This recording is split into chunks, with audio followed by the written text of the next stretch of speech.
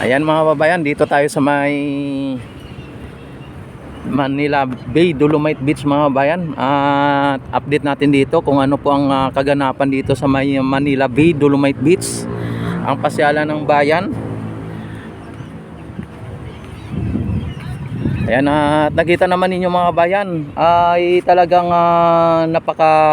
napakalinis. Dito pa lang sa bungad pa lang mga bayan ay ang linis na ng ating nakikita. At sa ngayon ay kunting ano lang dito na mamasyal dahil po sa medyo natanghali na po tayo. Kaya nga po ang mga namamasyal dito ay malamang ay umalis na o nag-uwian na. At atin na pong i-update dito kayo para sa ganon ay talagang malalaman natin kung ano po ang nangyayari at nagaganap dito sa ating Manila Bay, Dolomite Beach. Kung ito po ba ay malinis at napakalinis o kaya ay kung ano po ang ating makikita dito. Ayan mga bayan, kung inyo nakikita at inyo napapansin ay natural lang po ang ating Manila Bay, Dolomite Beach, Dalampasigan, dahil po sa ito ay may kahit konting mayroong konting water lily. Hello ma'am, shout out. Ayan and first time yung pumunta dito ma'am? Yes, first time. First time, ano po inyo masabi dito sa Manila Bay, Dolomite Beach na Ganda. oh, ang ganda. First time, for the first time nakapunta rin ako, nakarating. Inala ko ni tita ko, inala ako niya dito kasi wala akong alam. Ayan, ibig sabihin mama, saan pa po ba kayo galing? Ano po, probinsya, pero doon ako ngayon sa Tondo. Sa Tondo. Oo. Tapos anong province mo ma'am? Davao po. Oy, Davao, sige batiin mo mga taga Davao. Hello! Hello sa family ko, Sagon. Happy New Year sa inyong lahat. Ayan, taga Tagum ka ma'am? Davao sa Panabo po. Panabo. Ayan. Ayan. Sakop na rin ng Tagum yun, di ba? Opo. Ayan, ikaw ma'am. Pareho kami. Ayan, siya. Ayan. Shout out. Ayan, pwede mo po mapapanood dito sa aking Bisaya, talaga Ilonggo. Iloilo ako eh. Mga salita doon. Pareho lang din. Doon sa Mindanao saksak sinagol naman eh. Opo, may Ilonggo din doon, may Bisaya, may Ilocano, Sabacano. Ayan. Ang inyong salita ma'am ay anong salita nyo doon? Bisaya po. Bisaya talaga. Yan day asa ka man mapaingon day. Unsa man imong ginahimo diya oy. Yan. Ano man imong maingon dinhi sa Manila Dolomite Beach karon nakaadto ka na dinhi. Limpyo juday kayo, tinuod juday ang ginaingon nila nga porte yung limpyuhan, gwapo na kayo niya, tapos puti ay yung buhangin na dati daw porte daw ning hugawa, puti. Karon buhangin na jud porte ng puti sa buhangin. Di ba? Tapos sa kadto mama nung bago pa lang ito, ay yan green na Dolomite ngayon ay nahaluan na ng gray. Nahulog na ma'am. Nahaluan na ng gray kasi nga po, di ba yung mga bagyo na mga nagdaang mga bagyo, siyempre ito ay galing po diyan sa taas, sa baba eh. Opo, yan.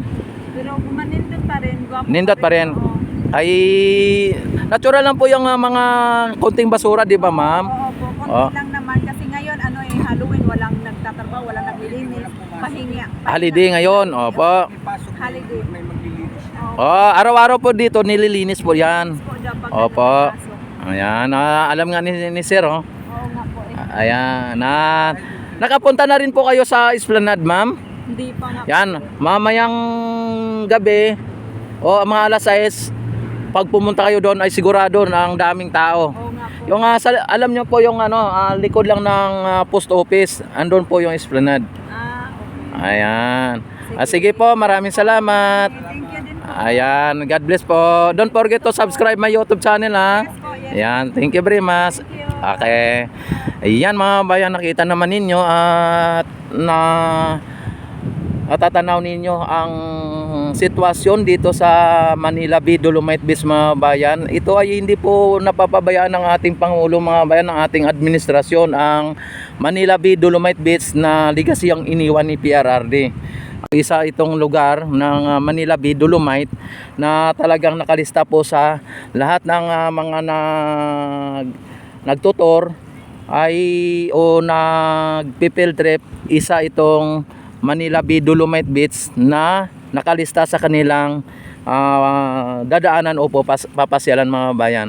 At sa ngayon mga bayan, ang ating Manila Bay ay talagang banayad po ang mga alon at katamtaman po ang alon at ang sarap ng simoy ng hangin.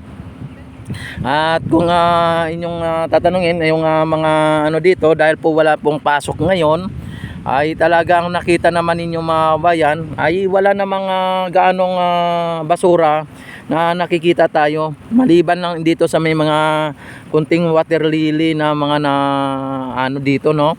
Ayan, talagang kitang-kita na po dito ang reclamation mga bayan sa dito sa may Manila Dolomite Beach. Makikita na po ang reclamation dito na banda sa Pasay, ano. Ayan, talagang ano ko po kayo dito sa Manila Bay Dolomite Beach. Ipapasyal ko kayo dito para sa ganon ay ma-update ko kayo dito. Yan, at silipin natin yung yung tubig at yung kung may isda or ano pa ang mga nakikita natin dito.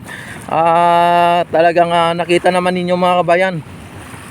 Ay may mga isda mga kabayan, pero po yung malikot po ang tubig, kaya hindi po natin makitang isda sa ating kamera.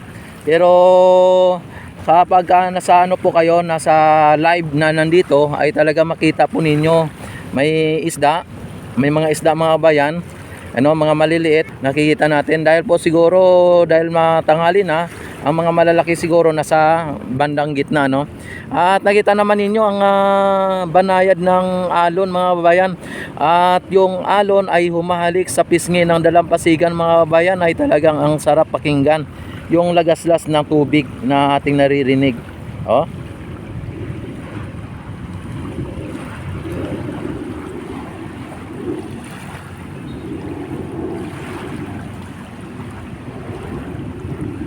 Iyan, at dito tayo.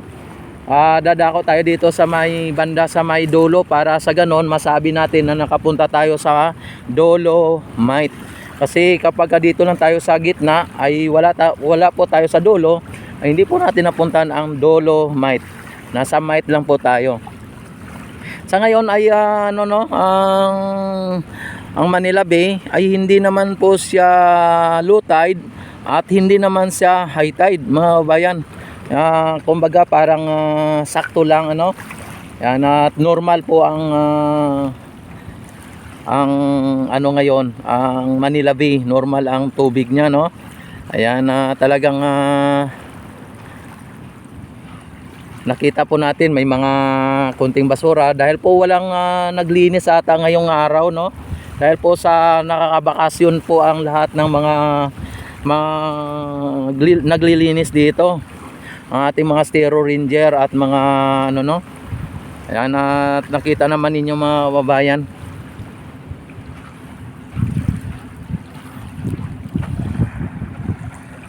Ayan, don't forget to subscribe my YouTube channel, click notification bell, select all na para ma-notify agad kayo tuwing ako ay mag-live at mag-upload ng mga videos mga bayan.